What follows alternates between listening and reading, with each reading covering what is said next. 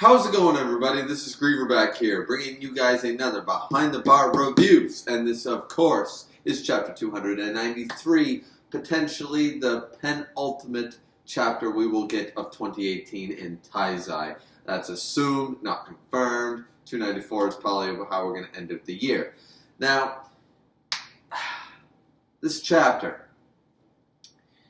Happy to see my character. Before there was Escanor, there was Undead Bon. He was my favorite character in Taizai since I first picked it up when I watched the anime series and all that stuff off Netflix. Bon was my favorite. I actually do really like Meliodas, but Bon has always been my favorite. Escanor and Bon kind of do this for me a lot of the time when it comes to my two favorites, especially out of the main cast. I mean, I could argue some other characters like Dreyfus or somebody, but there was Bon first. So seeing Bon in this chapter once again, and in a full length, back in the real world, all that stuff, awesome. And I like the fact that he seemed to keep his purgatory look, because I kind of liked the look. I thought it looked really cool the first time. So this, to me, is awesome. And he comes back and he's just like, don't worry, Elizabeth is super happy. And so does that mean that Meliodas, because you don't seem to be slamming the ground saying damn it or anything, and says, don't worry, the captain's coming back for you, don't worry about it, and so Elizabeth's over the moon that Bon was successful, and now he tells them to head towards where Meliodas is at. He's got something to take care of first, and of course his first thought is Elaine, and I'm like, alright, he's going to use this new, where he had steal or thief, now he's got give or gift, and we saw what transpired with Battle of the Demon King. So his powers have evolved to this point. Now, okay, so he heads off. And awesome. Epic. Love it, like it, learn it. It's a wonderful double-page panel of the war. The raging battles that are going on. And I've said this for a few chapters. We need more cutaways. We need to see once friggin' Dreyfus went full size, which is Fraudron's ability, how that's a thing, still don't know, but still want to see it in action. And what was that weird-looking demon thing that he was fighting? These are things we want to know. We want to cut away to these things. Yes, you need to continue the main plot and such, but this is some of the stuff that I'm here for. This is a holy war. We need to see more of the war. Make the characters relevant. And this chapter, we do. We see Matrona in action. We see Gerard. We see the rest of the fairies. We see Hauser and Gila. And Elaine. Elaine and her, I'm going to say teen body. That's as far as I can describe it. She's definitely not a lolly anymore. Still cutesy, but a little more adulting. Sort of like King. King looks like a young teenager, or 16, 17 years old rather than an adult form, but it still works for the character. Now, Elaine is just boom, boom, boom, boom, boom. She's using all these abilities, she's using this Tempest Tornado ability, or Tempest Storm, or whatever it's called, and it's just massive. We see as Matrona gets knocked down fighting a few demons, which, surprising, this just shows how long they've probably been fighting for, that Matrona is actually being pushed. And Elaine's just like, boom, and these things are massive, and there's multiple, and it kind of reminds me of the, what happened in Inuyasha, with the Bakayuha, or the Backlash Wave. All the tornadoes of demonic energy just constantly swirling, these giant things. Looks really, really cool. Loving all that stuff. And the fact that this made sense to me, because Gerard comes up and says, everyone's praising the fairy princess. And Gerard comes up to her and says, Elaine, look, you need to rest. Get back. You cannot keep this pace anymore. And it appears to me that that in this universe, now I'm sure we've had evidence of this before. If we haven't, I can understand why we haven't, but I don't have a problem with what's going on here, because Gerard said, you need to rest. You can't keep going at this pace. And we're having a bit of a TN moment. It's from Dragon Ball Z, because he likes to do this a lot. Did it against Nappa, did it against Imperfect Cell. Basically starts to use your life energy to bolster, okay, you can only fire off so many Kamehamehas. You can only use your fairy princess powers so many times at such a magnitude before it's going to start eating away at your life force, your life energy as well. You have a set limit. There is I would call in Taizai, I would call it a mana pool, which is once again the issue with Merlin, but that's beside the point. This is a mana pool, and it does have limitations. Even for one like an awakened fairy princess from the Fairy King's forest with her beautiful giant wings, she has a limit. And doing it at this pace, yeah, it's just not going to happen. So Elaine's reasoning is quite sound, though, after going through the battles and such. It says, look, Bon is fighting right now. He's fighting for the life of his best friend. He's fighting to get his emotions back. He's fighting his hardest in a place that we can't comprehend. Like, how could I do any less? I have to try my best. And this life is a stolen life. Like, it's a two-part reason, and I like both. I like that both things are brought up. Like, Bon's fighting this hard, how could I do any less?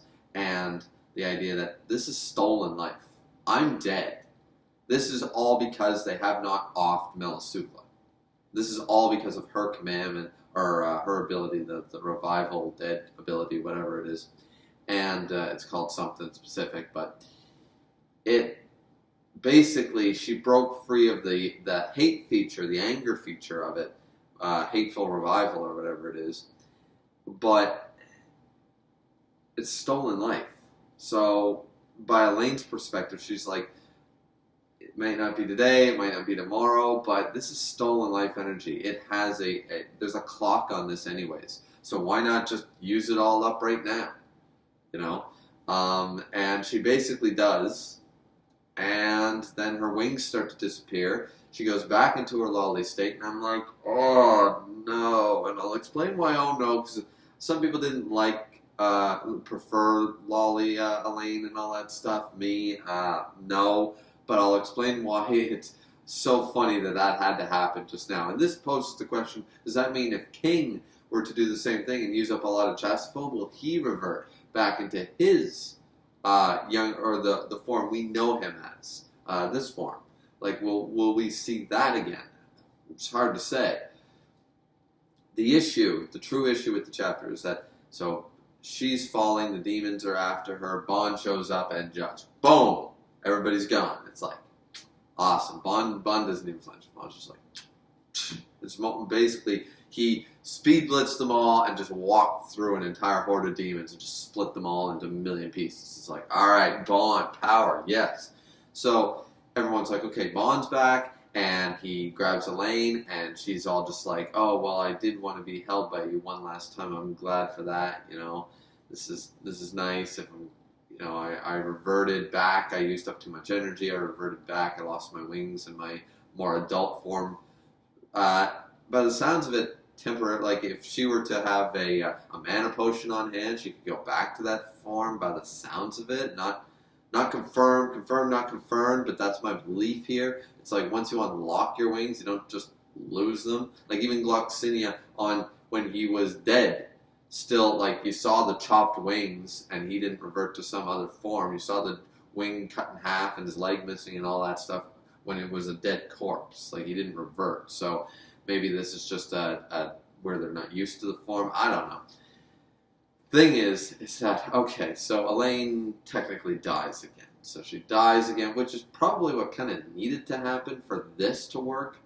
But she dies, people look on and mourn, because they had the opportunity to do that, because Bond just showed up, 5 minutes too late, to wipe out the demon horde, so Elaine didn't have to do this. But once again, this is probably needed to happen. I don't know how Bond's ability would have erased the hateful revival part of her revival. Like, could he rip that out and replace it the way he's doing it? I don't know. Suffice it to say that he ends up using Gift and gives away basically his immortality in exchange for the human, or I shouldn't say the human life, for the soul, for the life of Elaine, to be revived properly this time. And they warn him, they said, you're going to lose your eternal youth if you keep this up. Like, you can't keep this up. And he just gives away his immortality. Okay, so the chapter itself, someday, the chapter itself is a heartfelt chapter, and I'm glad that Bond is finally, he's coming full circle. This is nice to see for the character, for the plot lines. It's not a bad love story. It wasn't poorly written.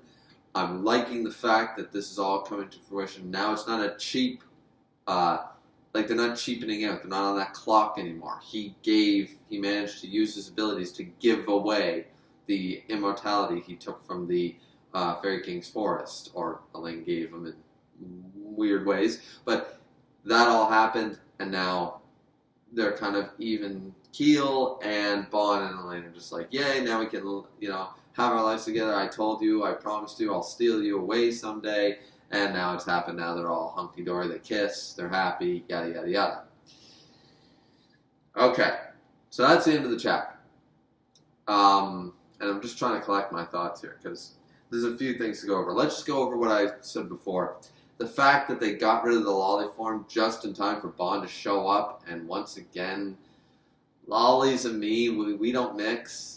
I can't do it. I just can't do it. You seriously got rid of that form specifically just for Bond to show up and make out with her?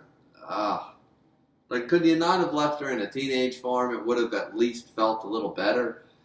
So yeah, not a fan. Not a fan at all. So yeah, that's weird. And does this mean that Elaine's going to get her wings back like next chapter? Because I find it weird. I understand why she lost all that. She was dying and not used to it, maintaining it and such. And she used up all her mana to do so. But, now she survived. Gift was used. Where's the wings? So I don't know what's going on there. Was it a temporary thing and she's not really matured yet? I don't know. The thing is that he gave away, let's talk about the big issue here. He gave away his immortality. Okay. From a writing standpoint, that's okay. I don't like it, and I know a lot of the community is unhappy and think that he's somehow going to get his immortality back. And it's what made him specifically unique. Part of the reason, but one of the reasons that made him unique. So to just kind of get rid of it, for the character, for the storyline, it works. For their love story, this works. However, there's also a problem with it. Is the fact that, why did they think this was a good thing? Bond living forever was a good thing for them. Because Aragorn and Arwen, can we read some stories here? Even in that story, even in that beautiful love story written by Tolkien years and years and years ago. When you have differing lifespans of different races, one of the key things is the lifespan, and you're going to be, it's written a lot of the time, and a lot of Forgotten Realms does it too, is that ideally you want roughly the same lifespan. Well, here's the thing. Bond's lived for around 40 years, give or take. He's roughly in his 40s, but he looks like he's in his 20s because of the Fountain of Youth. Now, even if we assume that now his aging will start at, let's say, 25. What his body currently is like, right? Okay. And once again, he went through purgatory, so that's a whole other thing. So I'm going to go under the impression that now that he gave away his immortality, he started aging again at the time what his body physically is, at 25. Okay. He's got another 50 years plus in him, and then he's gone. While Elaine's got another 500 in her, as far as we know. So it's nice for them to be like, yes, finally, you're alive, I'm alive, we're together, this is great. I understand why they're initially happy, but you realize that by giving away the immortality, you just caused a massive problem for yourself. That, Bond is going to die on her now. I know a lot of people are saying he's going to get his immortality back in some way, and I hope it's not in a bad way. I hope it's well written, because as I said, from a plot standpoint, this makes sense. It's okay. It's not an ass-pull or anything. But the fact is that it's not really a very good happy ending. When you have differing lifespans to that degree, then one goes into despair. Even Aragorn, who lived for well over a human, I think he ended up being like 186, 190 something, maybe even longer. I'm not sure. He was well into his hundreds. Like, he was a 3-digit age number before he died, because he was from the line of kings, Númenóreans. But once he died, even the love that Aragorn, the one that Arwen felt to stay for him and give up her own immortal life, just to holding out on a sliver of hope that they would win in the end, and they did, and she got what she wanted. Eventually, she became into despair and a widow, and not her children, not her grandchildren. No one could sate this loneliness she eventually felt in her heart. And in the end, she left for where she was supposed to go home, back home to Valinor, where she was supposed to go home. It's the same idea here. So you're telling me that once Bond gets to the ripe old age and dies, Elaine won't go into a state of depression, where the Fairy King's forest the green leaves will turn black, and she'll be in a mourning state for centuries? Like that, I'm just looking ahead to the future here, and I think it looks very bleak with this outcome. So hopefully, the immortality is regained, the eternal youth is regained to some degree for Bond. That would be ideal, because this, at the end of the day, this is going to be a tragic ending in the long run for the love story, and as a consequence, it took away one of the traits that I love about the character. Now, I know this review has been quite long, everybody, but I got one more thing to say, is the fact that I can see from a writing standpoint where you have Bond and Meliodas powered up to the nines from Purgatory, and if they aren't, that would be disappointing and terrible writing. So assuming that what everyone thinks, that Bond and Meliodas are going to be way up here, top dogs, training in Purgatory, fighting the Demon King 7,000 times. They'll be awesome. Of course, we saw Bond walk through a demon army like it was fodder. So we know he's definitely leveled up.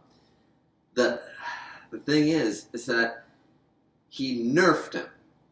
He Nakaba nerfed Bond so that he wasn't Escanor argue the one form, but let's just say Escanor 1130, like when he's 140, like super powered, right? On par with everyone. Let's say he's 200,000 plus power level or something, right? Let's say he's that level right now, just for, argument's sake. Then you give him immortality. Now he's just kind of broken. Now he's not even just OP. Now he's broken, right? Or at least very, very OP, because we know that Hellblaze can hurt him and such, regardless of his immortality. So there are ways.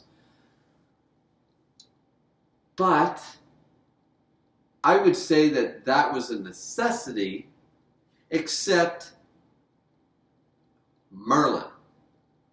I hate to harp back a couple chapters ago, but the fact of how not OP, but broken, game sharp, Exodia that Merlin is, with the perfect opportunity arising in her battle against Chandler and Cusack, with that being the opportunity to show the limits of even her magic, regardless of infinity and blessings, to not nerf her in some way, and just showcase how broken she is, which is a problem with her character. I like her character, but that's a serious problem from a writing standpoint of her character, is how broken she is. To write her into the story successfully, she should have been nerfed in some way. Very easily done.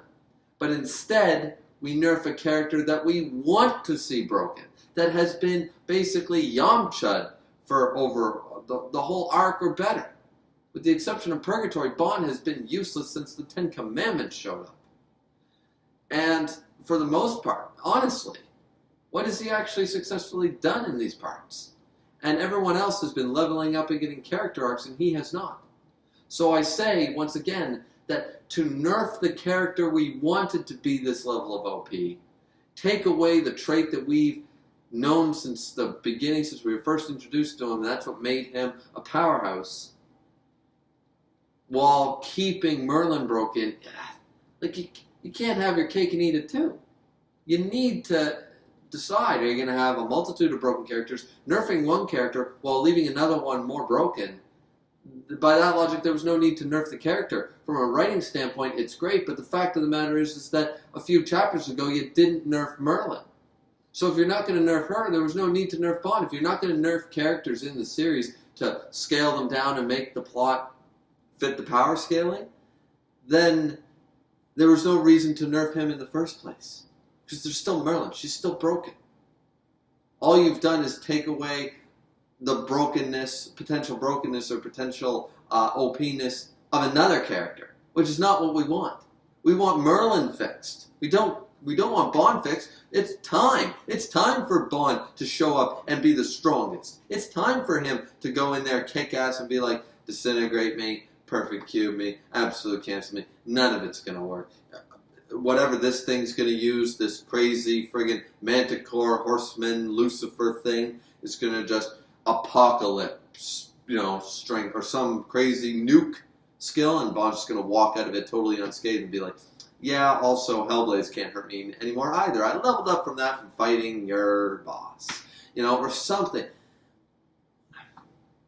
This review has gone on way too long. I'm late doing it anyways. I expected to get this done hours and hours ago, and now it's going to be really late getting it anyway. So I'm done. This is just turning into a rant. What do you guys think of the chapter? Once again, the chapter itself, love the conclusion of the Bond story. Hate the result and what it implies for the rest of the character. But as a chapter and as a conclusion to their story, it was solid. It was fine. The chapter itself was very sad and happy at the same time. Very nice to see that. Bond getting a bit of his happy ending. Glad to see that.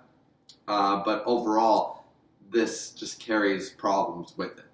So, what did you guys think? Love it or hate it? Like, subscribe, comment, as always, down below. And this has been Griever with your Behind the Bar reviews for Chapter 293 of Taizai. We'll see you back here next time. Drink responsibly as always. Bye-bye.